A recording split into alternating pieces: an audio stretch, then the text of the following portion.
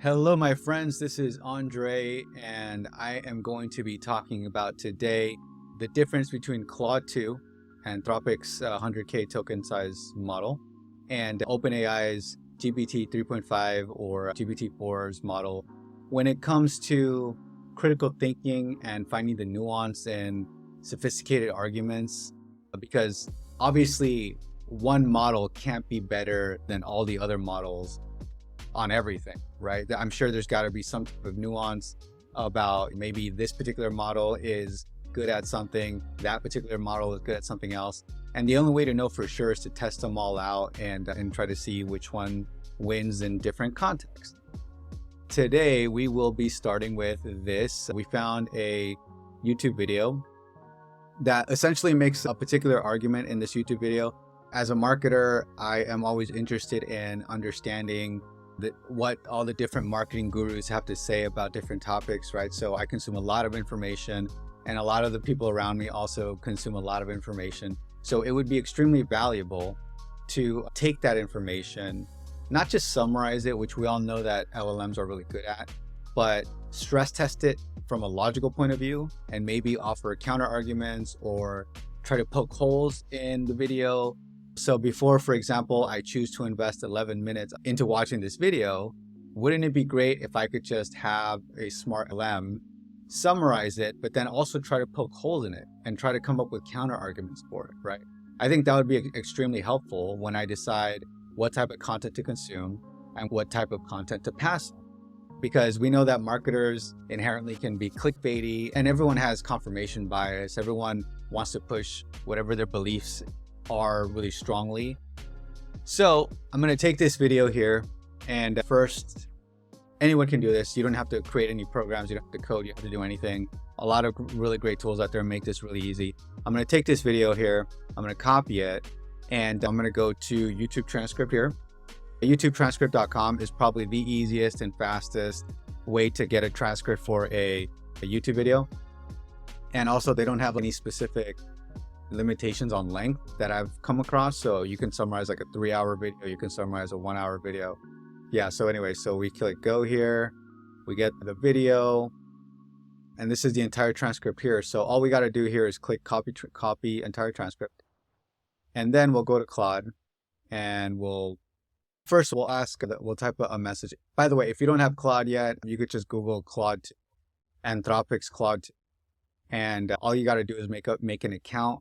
If you're not in the US, it's not going to let you make an account, but you can always use a VPN in order to bypass that and then make a free account here. And yeah, so let's jump in here and let's type, please offer a counter argument for the following video.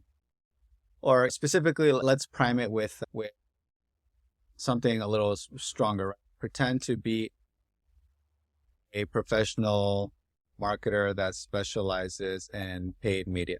Okay. Please offer a counter argument for the following transcript of a YouTube video. So let's do that. Paste. Nice thing about Claude 2 is that it allows you don't have to see the entire text of what you're pasting. It converts it into a text file, which is really nice. So here we go. That quickly, we got some counter arguments here. And while this is generating here, let's go to GPT-3 as well. Okay, so boom. So the nice thing about GPT 3.5 obviously is that it really does live up to its turbo name. It's super. So let's start looking at them individually here and try to spot any differences. This one says, here's a counter argument to some of the claims made in this video transcript. While remarketing can be a useful tactic, it should not be relied on as a sole driver of conversions or performance. There are a few issues with over-indexing on remarketing. Remarketing has diminishing returns, which is true, right? This remarketing is backward looking. So you are only able to remarket to people who have already visited your site or ads. That is true as well. 500 touches is likely an overestimate. While it takes multiple impressions to convert, 500 is probably excessive for most products or services. This rule of thumb overstates the importance of remarketing alone. Yeah, so there was an argument made in the video where the speaker said something about that. He threw out that 500 number. So yeah, it is pointing that out, that it's extremely excessive, 500. Relying solely on remarketing makes you vulnerable to ad blocking and cookie deletion. If users click the cookies or block your ads, your ability to remarket is impaired. Very true. Remarketing should complement, not replace prospecting efforts. You still need messaging to reach and resonate with the audiences. Yeah. Instead of solely chasing the digital herpes approach. Yeah. What I noticed, a bit of a spoiler alert here, because I did this before, but what I noticed about Claude 2 is that it likes to quote the speaker, the transcript, and throw that and quote them and it's very human-like how it does that. Because this is exactly how someone would debate with somebody online, right? They would quote them and then basically break down whatever that quote is into a counterargument. A balanced media mix should be prospecting on new channels with new creatives to expand, retargeting active site visitors, but with caps on frequency, using first-party data like emails or CRM to remarket cookies are blocked, testing new product or service messaging to remarketed users, ensuring your site and creatives are constantly improved based on analytics. Remarketing is one useful tactic as part of a holistic customer acquisition and retention strategy, but putting all your eggs in the remarketing basket risks missing growth opportunities. A balanced approach is best for sustainable success. All right, so that is Claude 2's answer. Let's look at GPT 3.5. So while remarketing can be a powerful tool on paid media arsenal, it's essential to provide a counter argument to maintain a balanced perspective. Okay, ad fatigue. While remarketing can keep your brand in front of potential customers, it can also lead to ad fatigue. Interesting. Seeing the same ads repeatedly may irritate users and reduce effectiveness of your campaigns. Also true. Limited reach. Remarketing relies on targeting users who have already visited your website. Absolutely true. Let's see. Conversion tracking challenges. Tracking conversions accurately with marketing campaigns can be challenging. Attribution becomes complex when users interact with multiple channels and devices before converting. Very true. Privacy concerns. Remarketing heavily relies on user data and behavior track, which raises concerns for some users. Very true. Ad blockers and platform limitations. Some employ ad blockers, preventing them from seeing remarketing ads altogether. Absolutely. Competitive landscape.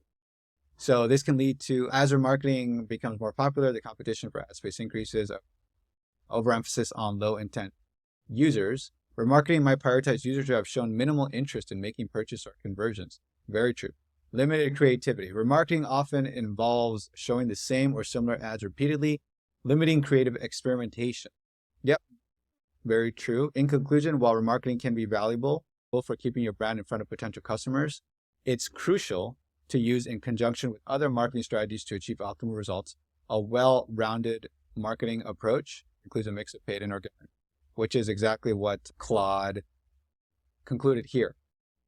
So now let's test the follow-up engagement of these answers, because it's one thing to just look at the initial generation of the response, right? That initial first response, that's just one thing. But a second completely different thing could be how deeply you can re-engage the LLM on its first initial response, how nuanced it can get, how much it can elaborate on its initial points. So let's test that out with Claude right now. All right, so as we test here the follow-up questions, what we can ask Claude. First, I just want to point out that I think that this specific response is a very well-rounded response, right? Like it really is acting like a professional marketer that specializes in paid media. While some of these answers are really interesting here from like the ChatGPT 3.5, where I like this conversion tracking challenge answer. I think it's a very thoughtful answer. Privacy concerns. So some of these answers are arguably, and it gives 8 different answers versus here, 1, 2, 3, 4, 5 different answers, right? Arguably, this one actually answers the question in the most in-depth way because it just gives more answers, at least on the initial response. But this one actually really puts on the hat of the professional marketer and not only offers arguments, but just also offers an all-encompassing strategy for marketing, for paid media, right? And it feels more like an advisor and less like of a robot. So again, the quotes thing I think is a really great touch. So let's just ask it some follow-up questions to see how it responds here. And then later we can take a quick look at GPT-4 as well. Maybe that will also provide some insights. But so I want to know, there are a few issues with over-indexing on marketing. Okay, remarketing. Are there any other, let's just say, are there any other counter arguments that you can provide? Here are some additional counter arguments. Okay. So it can provide additional ones, but it looks like it was balancing its answers out between the counter arguments and then its final recommendations. Here are some additional counter arguments. Not all traffic sources lend themselves well to remarketing. For example, remarketing to people who stumbled on your site via an aggregator site or who has no intent to buy is pointless. Focus remarketing on quality traffic only. Video assumes that getting people to return to your site is the end goal, but just driving site traffic is worthless if you can't convert those visitors, okay? Remarketing to drive conversions matters more than touches, all right? All remarketing platforms are not created equal. For example, LinkedIn may give better B2B remarketing ROI than consumer platforms. This is interesting because this actually calls out a specific ad platform, which this is the first time I've seen this in any of these answers, which is that's exactly what a professional media marketing for professional marketer that specialize in paid media would do. So the video presumes you already have significant traffic and visitors to remarket to. It's also a great point. For most early stage companies, remarketing at scale isn't even viable due to limited site visitors. Relying solely on last click attribution overvalues remarketing, which often gets credit for conversions driven. So these privacy changes by Apple and Google are making remarketing steadily less viable over time. So on the initial kind of walkthrough here, it looked like that ChatGPT 3.5 was a little bit more intelligent in terms of giving specific counter arguments, but it looks like here though that Claude was just trying to balance out its response up here, right, between the actual counter arguments and its overall recommendations. Let's see what ChatGPT 3 or GPT 3.5 can come up with here. So let's say, let me use the exact prompt here. So we're comparing apples to apples here. All right. So are there any other counter arguments you can provide? Let's see. Certainly. Oh, okay. Wow. So 8 more, 9, 10 more counter arguments versus Claude's 1, 2, 3, 4, 5, 6, 7 counter arguments. So this one's just like bombarding me with answers. Maybe not all equally in quality, but still all worth considering. So ad blocking and opt-outs, ad blindness, ineffectiveness for new brands. Same argument there. Limited impact on branding. While remarketing can drive conversions, it may have limited impact on overall brand building and awareness. Okay, yeah, similar. Inability to address customer concerns. Lack of personalized messaging. Okay, I think this one's a little bit of a reach here. It's not really about, remarketing ads are not supposed to address customer concerns. Invasive user experience. Okay, some users may perceive remarketing as invasive or creepy ads that follow them. Okay, I like the use of the word creepy because it's how humans talk, right? Not a robot. So it's good there. Budget allocation and ROI. Relying heavily on remarketing may lead to misallocation of budgets. Okay. Limited impact on mobile devices. Remarketing on mobile devices may be less effective due to smaller screen sizes, shorter attention. Maybe, but again, I think like a reach here. Difficulty in engaging new prospects. Remarketing primary target. Yes, of course, it's remarketing. Not going to target prospects. So that's short buying cycle. For products or services with a short buying cycle, remarketing might not be necessarily cost effective. True. Users may make quick decisions without the need for additional reminders or persuasion. Yep, that's true. So consider the buying cycle. So yeah, I think maybe like 60% of these answers are actually very well thought out, deep answers that we should consider in our analysis. But some of these I feel are fluff too. Like it's just trying to, something inside of it, in the way it was trained is trying to fit this like 10 number at whatever cost possible, even though I didn't ask specifically for 10, but here it gave me 8. So I don't know if it's looking for 10 as like a magic number when people ask, are there anything you can provide? Maybe it defaults to 10, but I don't think that's worth testing or anything. But it's just interesting to note here that if you were to ask me right now with just this test, and obviously this test can go on forever. We can keep asking follow-up questions, not just do you have any additional counter arguments, but asking it to actually go deeper into one of the counter arguments to offer examples or offer statistics around why it believes what it does. Like you can create an entire presentation on just one of these responses.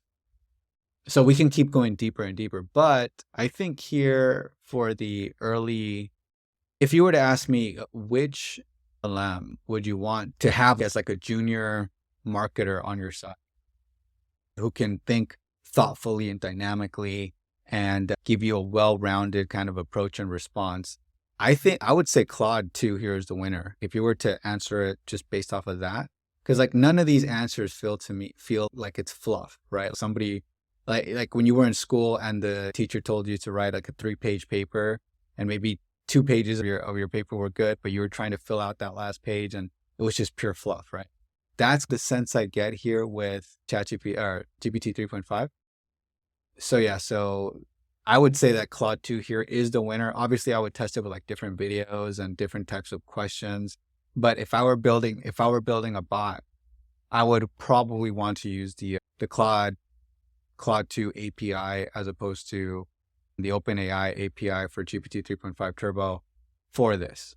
Now, let's do OpenAI some justice here and actually look at GPT-4. Let's see if it even fit. The problem with GPT-4 as well is the context size, right? Or the token window. And yeah, it's memory. Let's see if it even fits this, okay? Now you're not just posture. I don't know if it even fit this whole video. Let's see. What was the exact prompt here? All right, there we go, GPT-4. Let's see. It might have cut it off at some point. Let's see. Conversion action on your website, and it's going to shock you when I say pause for dramatic. Let's see. Let me just see if it's the whole pause for. Oh, okay. It did copy it all. All right, good. So it did fit. So let's see what type of answers it gives. All right. So automatically the formatting is a little better. So as a professional marketer, especially paid media, I appreciate the insights shared in the video regarding the power of marketing. So this one sounds a little bit more diplomatic, right? Before it tears down an argument, it's trying to acknowledge the other side's validity.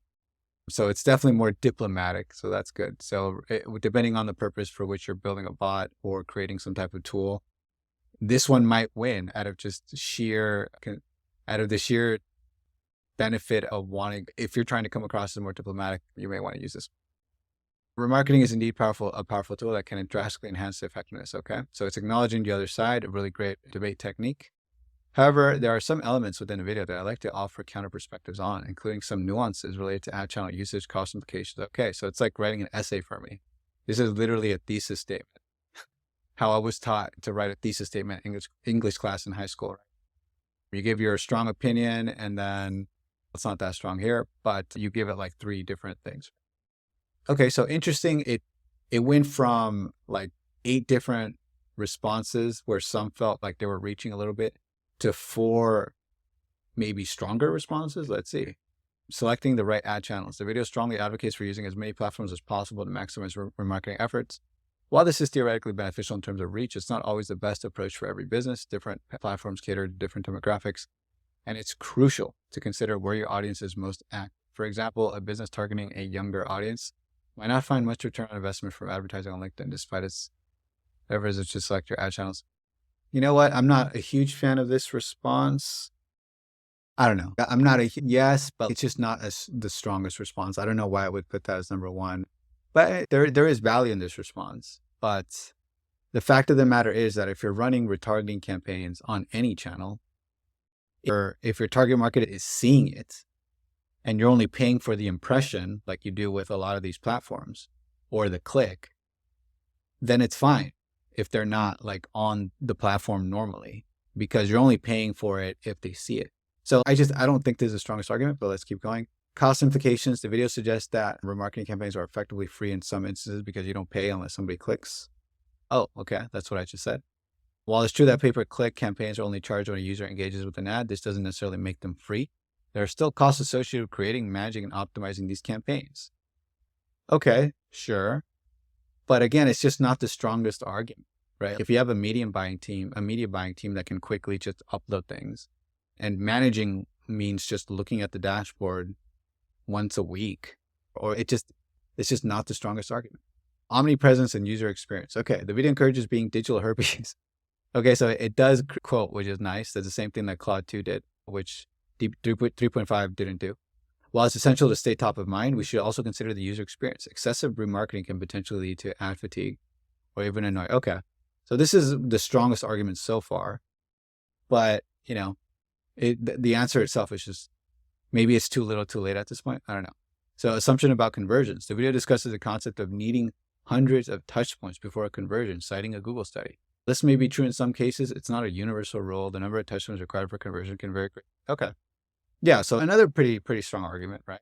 Because the hundreds first, and a side note here, that if Google is telling you that it takes hundreds of touch points to get a conversion, obviously Google is a self-interested party here, right? They're a little biased. They do want to convey to marketers and business owners that they need to constantly invest in Google ads, right? Because they need all these touch points, and the more touch points, the more likely a conversion. I don't know. I would have loved for one of these LLMs to point that out. Like the speaker of the video cites a Google study, but their credibility can be called in question here because they want you to do a ton of remark. Anyway, so in conclusion, while remarketing is undeniably a powerful tool. Okay, so I'm not that impressed here, to be honest. I like the formatting, right? This was bold. The other one didn't have bold. But I'm just not that impressed. I think Claude is still the winner here. And I like the diplomacy here a little bit, right? Because again, but you could easily have told it, right? Pretend to be a diplomatic professional marketer that specializes in paid media.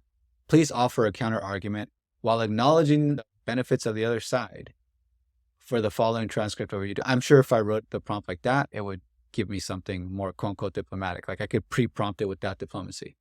But it's interesting that GPT-4 comes with that out of the box, right? So that might be a negative because maybe I don't want it to do. Claude here is giving me exactly what I want.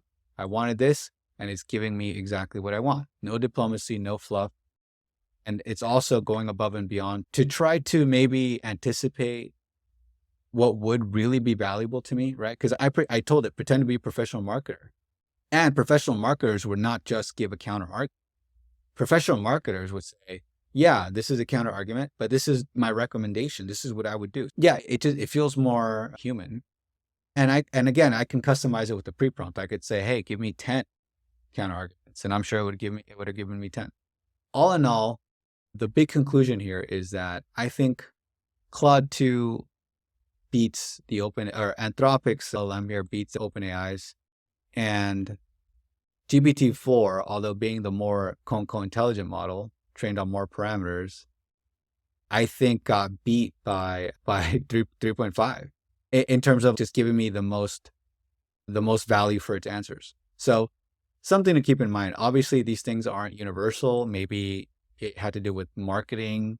Maybe it wasn't trained on enough like marketing. I'm not trying to draw like a sweeping conclusion here. I'm just trying to maybe show you how to test it for your use case so that you don't have to wonder which LLM is right for me for my particular task. Here, I hope you have now the tools in order to test that for yourself. So yeah, if you found any value here, feel free to like the video and subscribe to the channel. I'm planning on a ton more of these videos about LLMs and bots and showing you behind the scenes on a lot of stuff that I've been working on my end and for my clients, etc. So yeah, I hope you join me along for the journey. Take care and have a great day.